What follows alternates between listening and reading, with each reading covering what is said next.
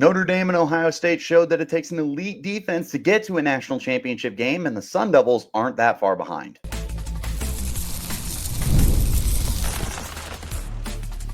You are Locked On Sun Devils, your daily podcast on the Arizona State Sun Devils. Part of the Locked On Podcast Network, your team every day.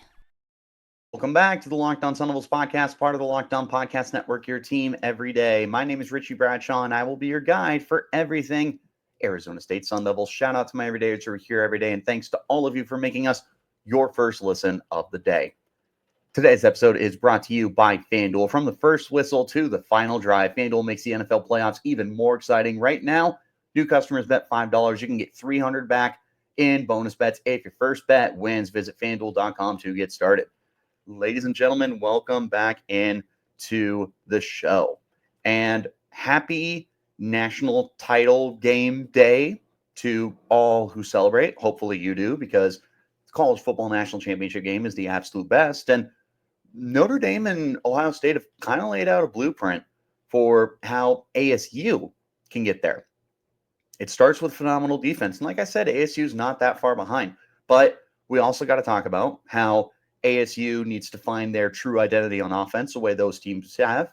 And we got to round out the show with how the coaching will also get ASU to that point. We're going to start with the defense, though. ASU is not that far behind.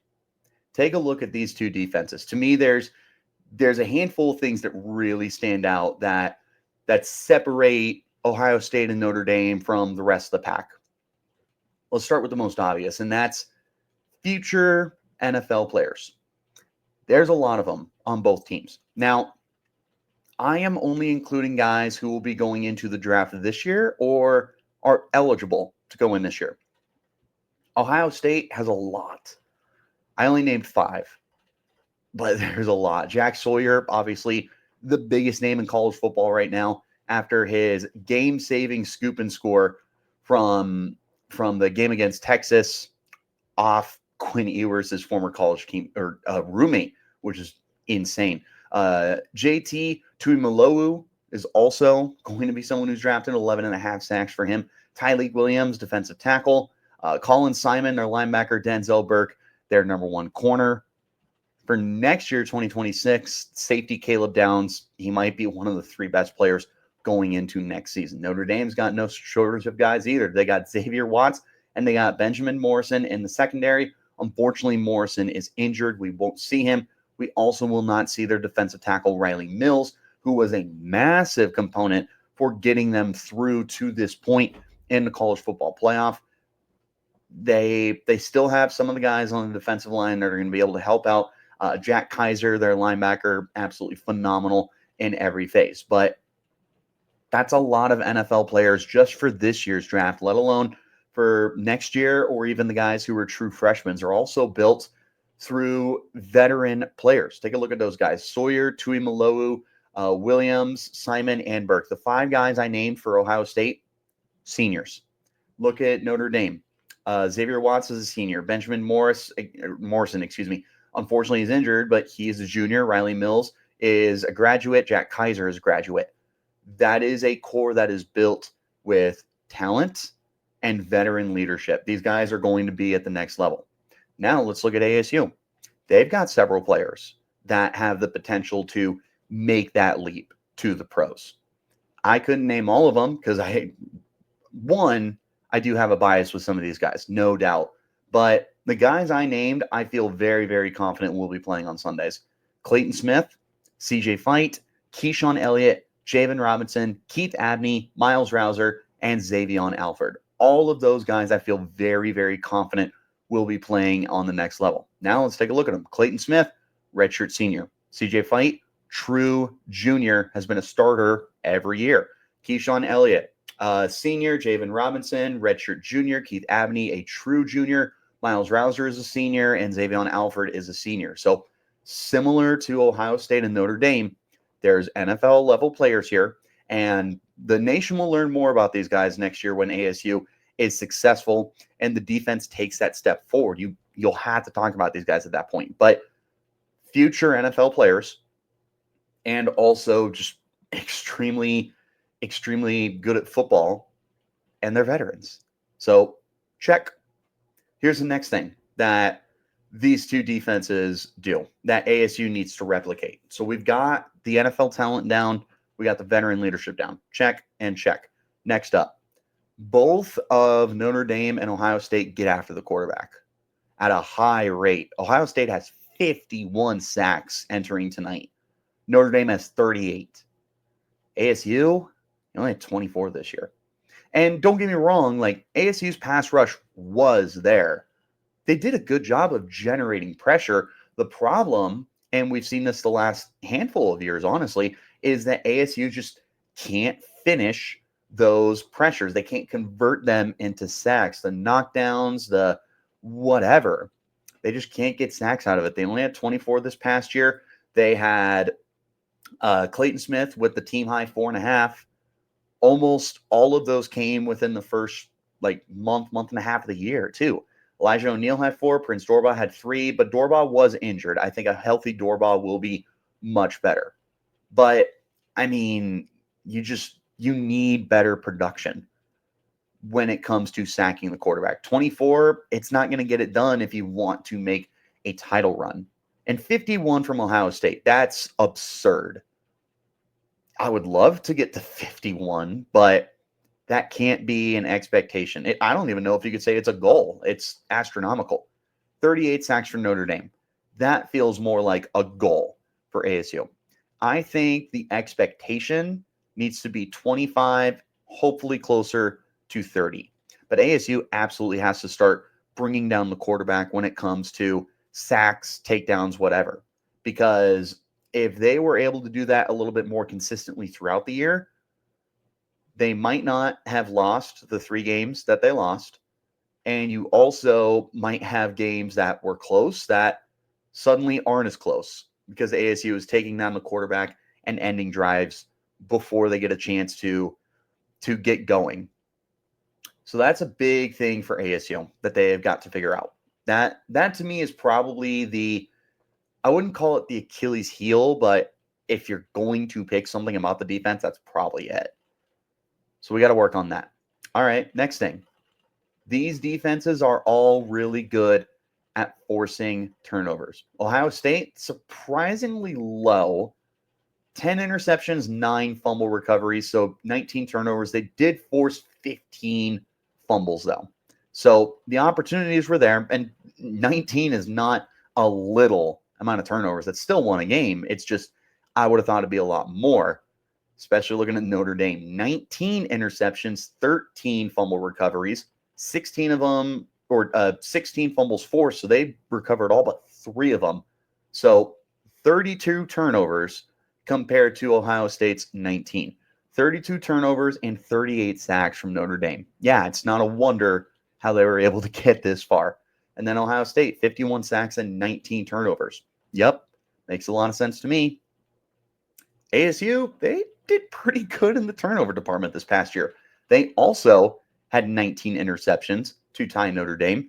They had 13 fumble I was looking at Notre Dame. That would make sense. ASU had 16 interceptions, They had 7 fumble recoveries. They forced 6.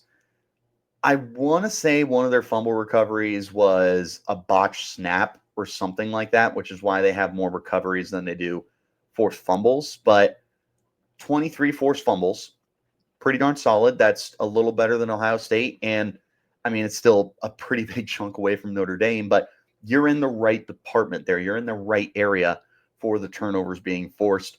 I don't know if I would give you a full check mark, but I would definitely circle it as you're almost there. Last thing that you need from this defense to get to where Notre Dame and Ohio State are. Those two defenses, they make clutch plays when they need them.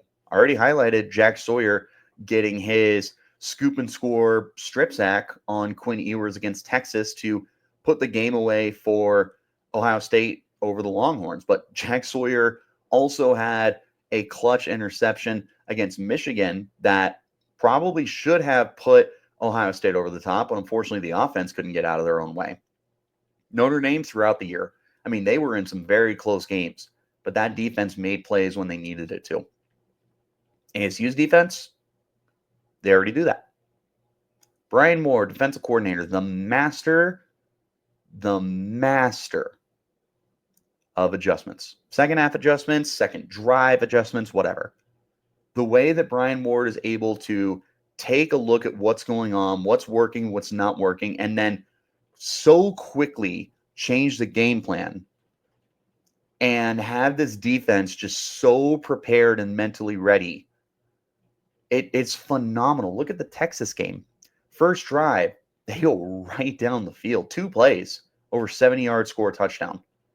The next drive, I mean, they didn't get to see it because it was a punt return, but after that, they were held in check for the rest of the game. There was the touchdown run from Quinn Ewers, which I'm not going to talk about the officiating or anything like that, but until overtime, they really kept Texas in check after they got run over. So ASU, yeah, they're making big plays. They're making clutch plays, and we saw it throughout the year.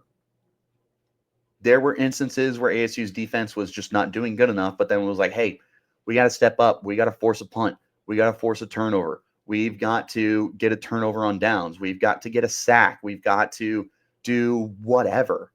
And they do it. More often than not, this defense rises to the occasion. They make the clutch plays. They make the big plays. ASU's already there. So check mark. So when I look at those 5 things, NFL players, check. Veteran players, check. Big plays and clutch plays, check. Sacks, nope. Got to figure that out. Turnovers, circled it because they're right there. Offense, that's a whole other conversation for ASU. And I think that ASU could be ahead of these teams next year. Let's talk about projection. That's coming up next. This is the Locked On Sun Devils podcast, part of the Locked On Podcast Network, your team every day. This message is brought to you by PrizePicks, the place to get real money sports action with over 10 million members and billions of dollars in winnings. PrizePicks has changed the game for daily fantasy sports, whether it's the playoffs or the regular season. PrizePicks has made it easier than ever to win big while enjoying the football action. And of course, it's playoff time.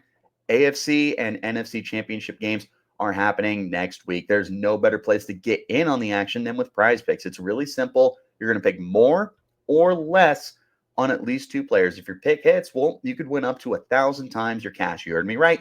1,000 times your money just by picking a few simple selections. You know, I really liked the Lamar Jackson touchdown passes. I had him at least 2. He got 2 against the Bills. We're going to take a look at this upcoming weekend. Josh Allen, I don't know what his touchdown total is going to be on the ground. I like it. I like Patrick Mahomes' passing yards. I certainly like Jaden Daniels to do some damage as well. So I'll take a look at PrizePicks and see for myself, but it's fun and it's easy to do. And PrizePicks Flex Play is going to allow you to double your money even if one of your picks doesn't hit. And with the app, you can get your winnings fast, sometimes in as little as 15 minutes. If you're ready to run your game this football season, then you need to download the app and use the promo code LOCKEDONCollege to get $50 instantly after you play your first $5 lineup. That's $50 just for playing when you use the promo code LOCKEDONCollege. Don't wait. Take your game to the next level with PrizePicks. PrizePicks, run your game. Thank you all so much for tuning in to make Locked On Sun Devils your first listen of the day. A special shout out to my everydayers who are here every day. Offense. I think that ASU has the potential to be ahead of where Ohio State and Notre Dame are this year. Hear me out. We'll start with Notre Dame.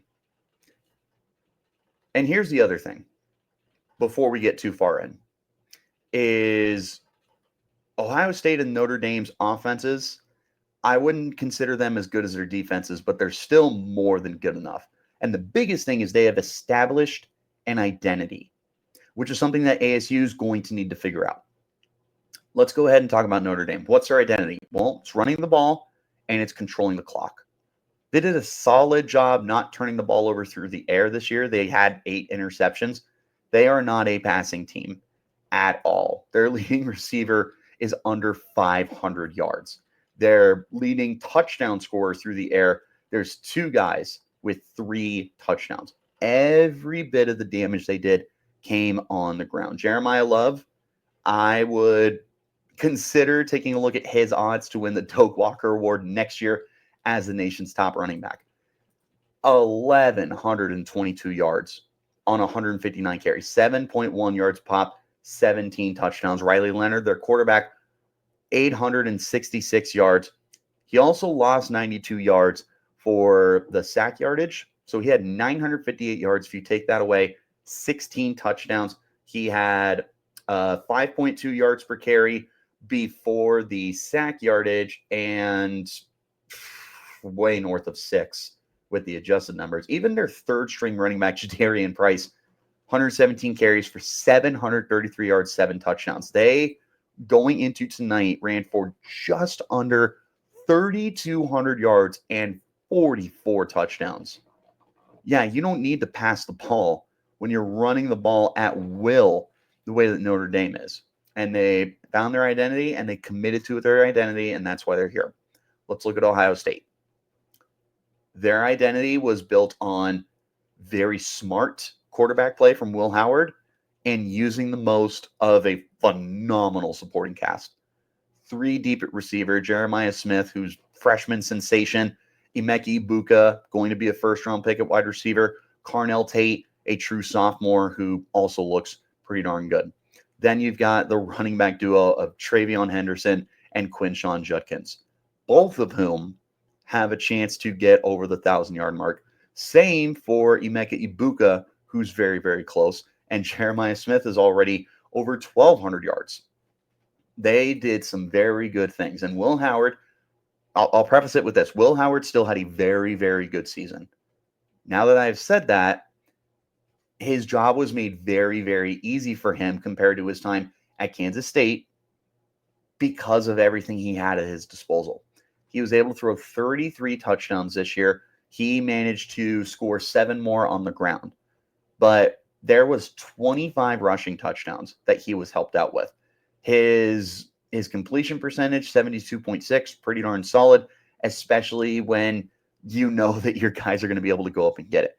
Pretty rock solid offensive line too, especially knowing that Josh Simmons, their starting right tackle, he didn't really get to play much this year. And then the guy that ended up sliding in for him, whose name I, of course, can't remember, ended up being really, really good too. You know what? I think Simmons was their left tackle. He was a right tackle at San Diego State. Their current right tackle's a stud, though. I can't remember his name. But they asked Will Howard to do just enough, be smart, don't turn the ball over, and score touchdowns. 10 interceptions, still not great. But again, 33 touchdown passes. He had 7 more on the grounds, 40 touchdowns from Will Howard. And he's not doing that without this insane cast of first-round picks. It's nuts. So that was their identity. Here's a cast of weapons.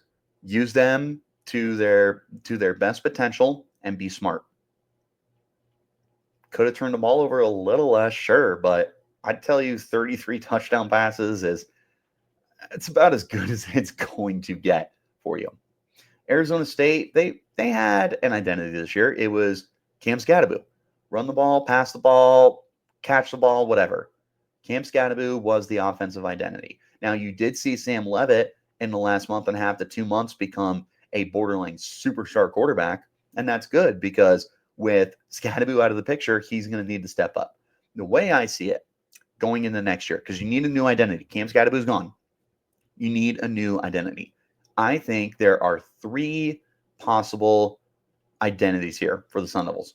Number 1, it's Leavitt to Tyson, and Leavitt to Tyson becomes one of the best duos in the country. So we know Sam Leavitt's really good, and we know that Jordan Tyson is really good. I don't know if ASU beats Texas with Jordan Tyson on the field, but their chances would have definitely gone up with him out there. But Leavitt to Tyson was nearly unstoppable this past season, and there's only going to be more improvement for them going in the next year. So your identity could seriously be just Sam Leavitt throwing into Jordan Tyson. Like, just throwing it out there. 100 catches, 1,500 yards, 15 touchdowns for Jordan Tyson, and then Leavitt scattering the ball around to everyone else, but with a main focus on getting Tyson the football. Yeah, that's a pretty good way to do it. And then, of course, Leavitt to Tyson's going to allow other opportunities to some of the other receivers as well. Good enough for me. Identity number 2. You have a deep backfield, and you could see multiple star running backs, plus Sam Leavitt is mobile. I don't think that this backfield is nearly what Notre Dame is. I don't think this is a backfield that can run for 3,200 yards, but I also expect them to be able to pass way more effectively than what Notre Dame did this season. But Kyson Brown, Kanye Udo, great 1-2 punch out of the backfield. Both of those guys, I could see them 700 yards or better.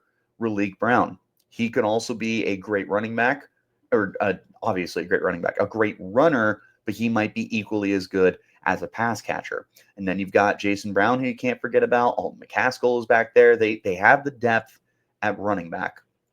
And you may not have one superstar, but you have more than enough guys who can do the damage. Ohio State's got 2 guys that are potentially 1,000-yard backs. Penn State had Nicholas Singleton and the other kid whose name I can't remember. A lot of the teams that were in the postseason had tons of success because they had multiple running backs, and ASU has multiple running backs. So they could do that. And then Sam Leavitt, who ran for over 500 yards, if you were to take away the sack yardage, you could run the ball. Third identity is Leavitt takes on the Will Howard role, and he just manages the weapons, gets the most out of them, doesn't turn the ball over. That's not completely out of the realm of possibilities, especially with the running backs and a handful of the running backs who can catch the football. You've got some quality receivers with Jordan Tyson, and then Malik McClain is back. You're bringing in Jalen Moss. You're bringing in Noble Johnson. I can't remember the Alabama kid now, of course. You're bringing in a lot of weapons. You've got your tight end, Shimon Mateer is back. You've got AJ Ias coming in. Jaden Fortier is coming in. There's more than enough weapons here for Sam Leavitt to just distribute the football. Be smart. Don't turn the ball over. Let the guys do the damage for you. Find an identity. You find an identity. You commit to the identity. You have a chance to go really, really far.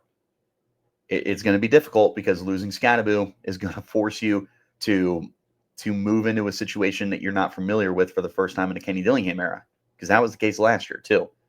But look at Ohio State. Here's a ton of weapons for Will Howard. Be smart and get the most out of them. Check mark. They're in a national title game. Okay. Notre Dame. Here's an elite running back. Here's a equally dominant backup running back. Here's a mobile quarterback. Run the football. Check mark. They got it. ASU, I've got 3 possibilities. Either the Leavitt to Tyson combination is the best in the country. You lean on a ridiculously deep backfield plus a mobile quarterback, or you have Sam take over the Will Howard role. Whatever you want to do, just make sure that you commit to it. You have that defense in place. You have an established identity on offense. The last thing you need is high-level coaching. And there are some pretty strong similarities between Kenny Dillingham, Ryan Day, and Marcus Freeman. We're going to talk about that in just a moment. This is the Locked On Sun Devils podcast, part of the Locked On Podcast Network, your team every day. Let me talk to you about our friends over at FanDuel. Now, from the first whistle to the final drive, FanDuel makes the NFL playoffs even more exciting. And right now, new customers can bet $5 and get $300 in bonus bets back if your $5 bet wins. That's $300 to keep the action going. The FanDuel app is easy to navigate, and a variety of bets keeps every game exciting. Plus, when you win, you get paid instantly. There's no waiting around for your winnings. Whether you're betting on your favorite team or you're looking to just add some extra excitement to the playoffs, FanDuel has you covered. Just visit FanDuel.com to join today. Get started with $300 in bonus bets if your first $5 bet wins. That's FanDuel.com. Make the playoff season unforgettable with FanDuel, an official sportsbook partner of the NFL. Thank you all so much for tuning in to make us your first listen of the day, and a special shout out to my everydayers who are here every day. Let's wrap it up with the coaching. You're not going to get as far as you would like to without good coaching. Good news, ASU's got good coaching. Kenny Dillingham, what a quick turnaround. 3-9 in his first season here with a competitive team. They could have been 6-6. I think they could have been 7-5. They were in some really tight games last year with Cal, Washington, and Colorado. And I think you had a fighter's chance against Oklahoma State. And look how quickly he turned it around, because you go into this year and everyone's bought in. They go 11-3, including a Big 12 championship. Just the second year of the Kenny Dillingham era. And look how quickly everything is turning around for him. That's not nothing. He also got into the college football playoff in his second year. He took Texas to double overtime. Pretty darn good, man. Texas is blue blood. And real quick, I have a lot of people that are telling me that like Texas was not as good and Texas played a bad game and everything like that. And both of those are not true. Texas is very good, and Texas absolutely played to the best of their abilities. It just turns out that the Sun Devils are just as good of a team. Sue me. You've also got Kenny Dillingham turning 35 years old. That's important to remember, and I'll tell you why. Let's go ahead and go to Ryan Day at Ohio State. Not the most popular guy in the world. There are a lot of people who are not a fan of him in Columbus, Ohio, and a lot of people who think he's overrated. I used to really like him, and I got to the point where he's really overrated. If he wins a national championship tonight, I think I'm going to have to take a step back and go, yeah, he's still pretty darn good. Ryan Day, 45 years old, pretty darn young, only 10 years older than Dillingham. Oh, Dillingham is turning 35 in April, by the way. He's currently 34. Ryan Day has had 6 seasons under his belt. He has 69 wins to 10 losses. He is going to his second national title game. He is 4-3 in the college football playoffs. He has won the Big Ten Conference twice, and he was the Big Ten Coach of the Year in his first season of being the Buckeyes head coach in 2019. Okay, that's pretty accomplished, and look how quickly he got that team going. Now, I hear what you're saying. Well, he was handed a really good situation. Sure he was, but he had to step in for Urban Meyer, one of the greatest college football coaches of all time. That is not easy to do. And yet, they haven't really lost a beat. Like, sure, they've lost to Michigan more times than they would like, but they don't miss the playoff very often. This is the second time they're going to a championship game. They have had a lot of Heisman Trophy contenders on that team in the Ryan Day era. They are just fine. Let's go to Marcus Freeman, who might be my favorite coach not named Kenny Dillingham. 39 years old, also really young. Not a coincidence. 4 seasons as the head coach of Notre Dame. Really only 3 seasons. He went 33-9. Now, the reason I say really only 3 seasons is he coached the last game of the year for Notre Dame in, was it 2021 or 2020? 1, 2, 3. In 2021. There we go. And he lost. So he was 0-1 as the head coach in 2021. And the last 3 years, he's gone 33-8 if you don't include that loss, 33-9 if you do. Okay, pretty good. He is 3-0 in the college football playoff. Now, keep in mind, all of those came this year. They had not made the playoff previously. And part of that is because they're independent, which we'll talk about in just a second. But he got to the playoff, and they're 3-0. They beat Indiana in a home game. They were able to take down, who was their second round?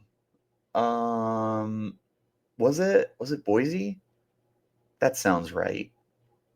Yeah, they beat Boise in the second round and at the Fiesta Bowl. And in the third round, they were able to take down Penn State, who was rolling at the time.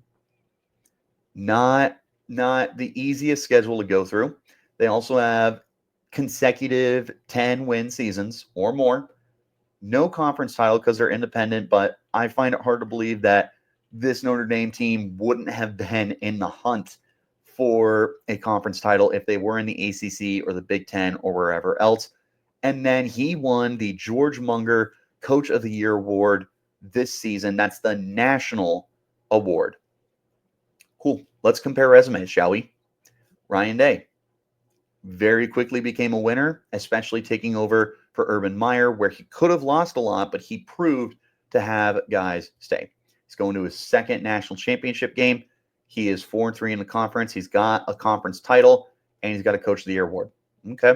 Marcus Freeman, 33-9 in 4 seasons. He's 3-0 in the playoff. The first year he's got there, he hasn't won a conference title, but he's not in a conference. He is the National Coach of the Year this year. Kenny Dillingham, 14-12 in 2 years with an 11-win season. 0-1 in the college football playoff, but it's the first appearance in program history. And again, he took Texas, a blue blood, to double overtime. Won a conference title this year, first year in the Big 12, and he won the Conference Coach of the Year award. All of these guys are within 10 years of each other in terms of age. Ryan Day is the oldest at 45, turning 46 this year. Marcus Freeman is the second oldest at 39, turning 40 this year. Kenny Dillingham is the youngest, 34, turning 35 in April.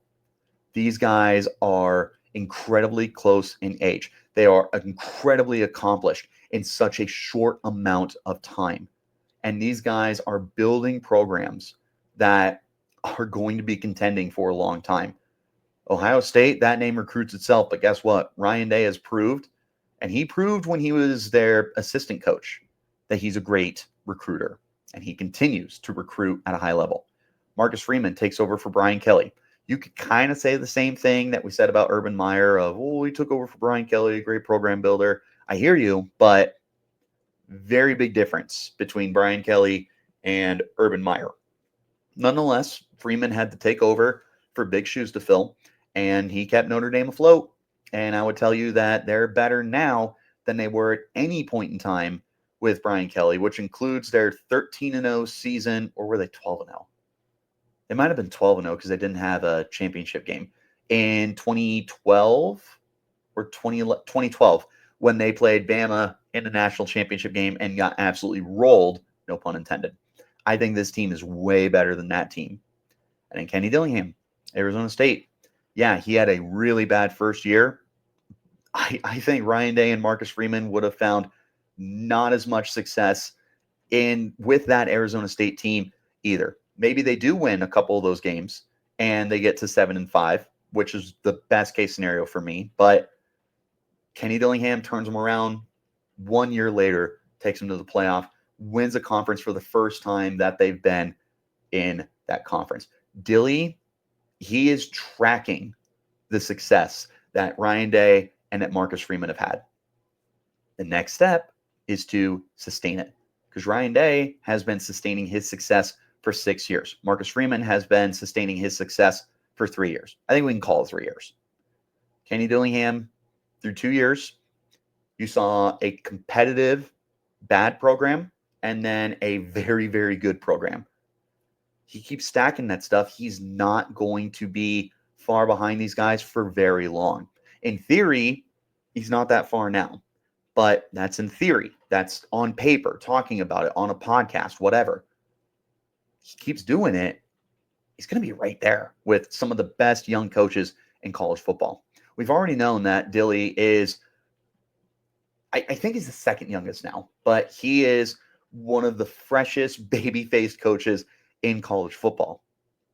And he has a chance to get ASU back on track this quickly and turn them into a powerhouse and awaken that sleeping giant. So yeah, tonight, Notre Dame, Ohio State should be a really, really good championship game. I think it ends up being a slugfest. I'm taking Ohio State.